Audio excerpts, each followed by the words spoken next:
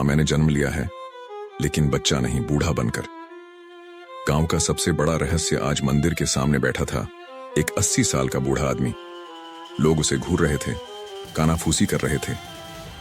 कौन है ये? कहां से आया? और ये क्यों कह रहा है कि आज इसका जन्म हुआ है? और तभी उस बूढ़े ने गर्दन उठाई, गांव वालों की तरफ देखा और एक ऐसा सच बोला जिसने सबको हिला दिया। आज मेरी मां ने मुझे जन्म दिया। पूरे गांव में सन्नाटा छा गया। गांव में एक गरीब बूढ़ी विधवा औरत थी, कमला। 70 साल की हो चुकी थी, लेकिन उसकी गोद हमेशा सूनी रही। उसने सालों तक मंदिरों में माथा टेका, दुआएं मांगी, लेकिन कोई आस नहीं जगी। लोग उसे ताने मारते, इस उम्र में मां बनने का सपना देख रही हो, अब भगवान का ही इंतजार कर। कमला रातों को रोती, भगवान से लड़ती, हे प्रभु, मुझे भी मां बनने का सुख दो, वरना मुझे इस धरती से उठा लो। और फिर एक चमत्कार हुआ। एक रात कमला के घर से अजीब रोशनी निकली। गांव वालों ने दरवाजा खटखटाया, अंदर झांका और जो देखा उनकी आंखें फटी रह गईं। कमला की गोद में एक नवजात नहीं, बल्कि 80 साल का बूढ़ा बैठा था। गांव में भय और हैरानी फैल गई। यह कैसे हो सकता है? क्या कोई श्राप है या वरदान? और जब पंडितों ने सत्य देखा तो हर किसी के पैरों तले जमीन खिसक गई। पंडित ने मंत्र पढ़ते हुए कहा, ये कोई साधारण घटना नहीं, ये कर्म का चक्र है। 80 साल पहले इसी गांव में एक निर्दयी जमींदार था, रघुनाथ सिंह। गरीबों का खून चूसता, भूखों का अनाज छीनता और भगवान का मजाक उड़ाता था। उसकी क्रूरता की कोई सीमा नहीं थी। मेरे पास दौलत है, ताकत है, कौन मुझे सजा देगा?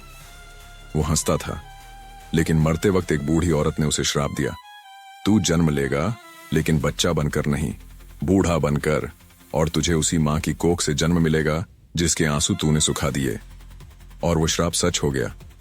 बूढ़ा आदमी, जो अब कमला का बेटा था, उसकी गोद में गिरकर रोने लगा, मां, मैंने पिछले जन्म में अत्याचार किए थे, भगवान ने मुझे सजा दी है। कमला की आंखों में आंसू थे, लेकिन उसके शब्द निर्मम और सटीक थे। कर्म का हिसाब भगवान खुद करता है, कोई उससे बच नहीं सकता।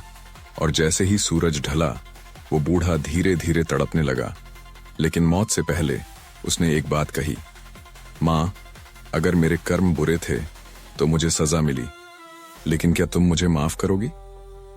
कमला ने बूढ़े को गले लगाया और कहा, तेरे जन्म ने दुनिया को सिखा दिया कि कर्म लौटकर जरूर आते हैं।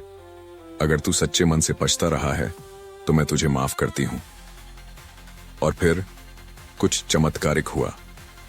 जैसे ही कमला ने माफ किया, बूढ़े का शरीर हल्का होने लगा, उसकी झुर्रियां गायब होने लगीं, उसकी आंखों में चमक लौट आई और कुछ ही पल में वो हवा में विलीन हो गया।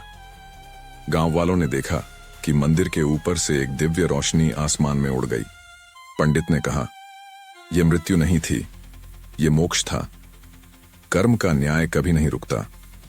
गांव वालों की आंखों के सामने एक जन्म, एक श्राप और एक मुक्ति हुई थी। अब कोई भी गांव में गरीबों पर अत्याचार करने से पहले 100 बार सोचता था, क्योंकि उन्हें समझ आ गया था कि इंसान को कर्मों से बचाने वाला कोई नहीं, लेकिन अच्छे कर्म करने से मोक्ष भी संभव है।